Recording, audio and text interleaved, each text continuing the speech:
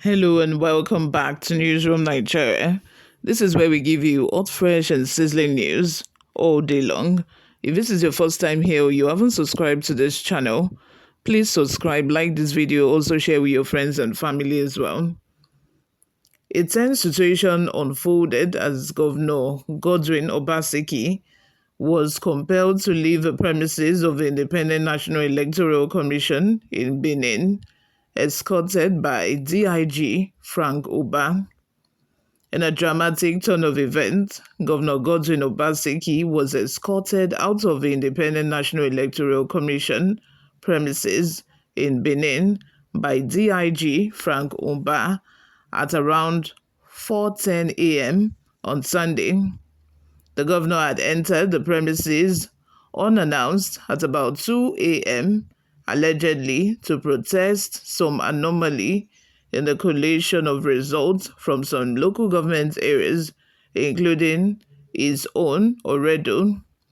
Despite being informed by Inec officials that he was not supposed to be there, just as the People's Democratic Party, PDP, Asui Godalo, was sent back earlier, Obaseki reportedly insisted on staying.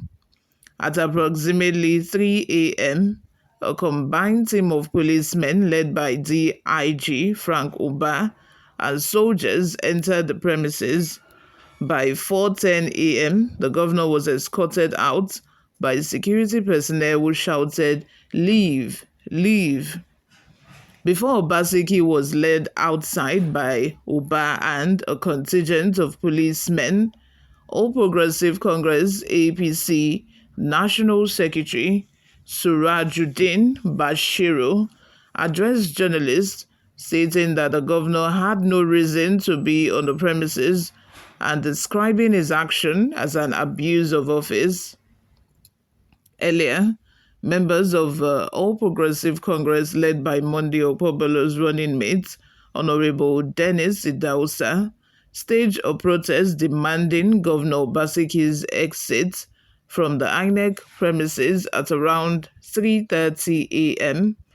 Idausa, shouting from outside the gate, demanded the removal of a governor, stating that he had no business being there and that the Nigerian police should not compromise.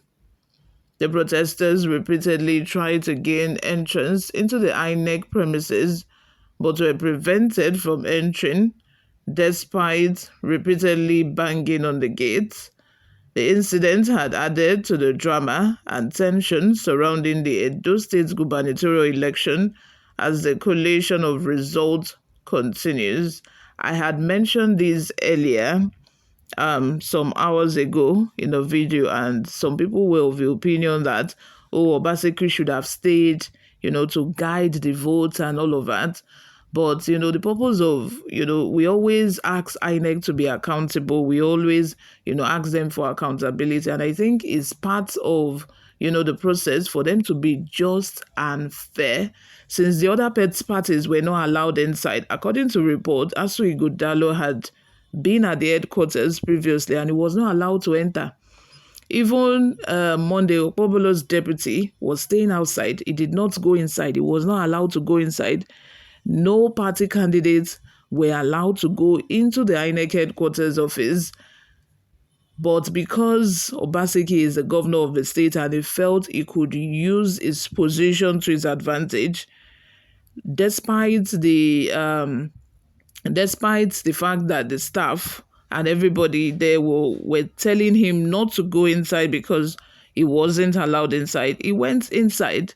Not until they had to summon the DIG, Frank Uba, who was in Edo State mainly for the purpose of the election, and the army men, before he was now escorted outside. I feel like, this is an example of politicians or high-ranking individuals trying to use their position to their advantage.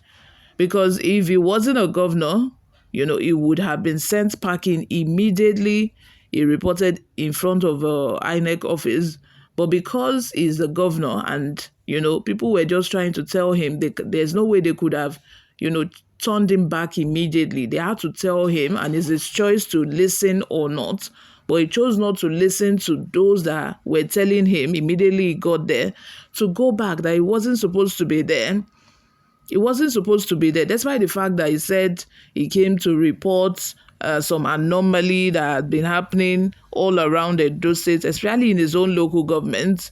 He said he could have done that on the phone. He could have spoken to the resident electoral commissioner on the phone. He could have, done that. And also, there were reports that some PDP members, they went to the Benin headquarters, INEC headquarters there, and then they said their mind. They told them that there are some things that are happening that we are not in agreement with. I think that is enough. That is enough. You shouldn't have gone there, because the PDP already, they already said their mind. They already said that this is what is already going on that we are seeing that we do not like. You shouldn't have gone there. But before we go, guys, let's take a look at some of the reactions we got online. Kola Olukunle says, in fact, some comments of fools is like that. What is Obaseki doing at INEC office just to make sure his candidates win? If his APC candidate that did that now, you fools will be shouting APC, Tinubu, and so on. People from insults everywhere. Abdul Rahim Ibrahim says he wants to do last minute damage control. Izzy Chimma says black people cannot conduct ordinary election for themselves. What a shameless people. It's such a pity, because the US presidential election is ongoing as we speak. And like I have heard several times, on election day in the United States of America, they actually go to work. It's like every other day. There is no public holiday, because they have made things very simple for themselves. If you want to vote, all you need to do is go online and, just vote. And that is it. There is no public holiday. You don't have to miss work. There is no the one that they do here where they say there must not be any vehicular movement. That way, they trust their system. They know that their system, cannot cheat them. Unlike Nigeria, where people cast their vote and they still have to stay at the polling unit for the total number of votes to be announced. People even go as far as, sleeping at collation centers in Nigeria just to guide their votes, because we don't trust ourselves in this country. We don't even trust the system. And I know that the system has cheated us several times. That is why Nigerians can no longer trust the system. The system keeps disappointing us all the time, especially talking about INEC. I don't know why Mahmoud Yakubu is still the INEC chairman as we speak. I don't know. You all, thank you very much for always listening and watching. This is where I'm going to draw the curtain for now. I will see you all in my next video. Bye for now.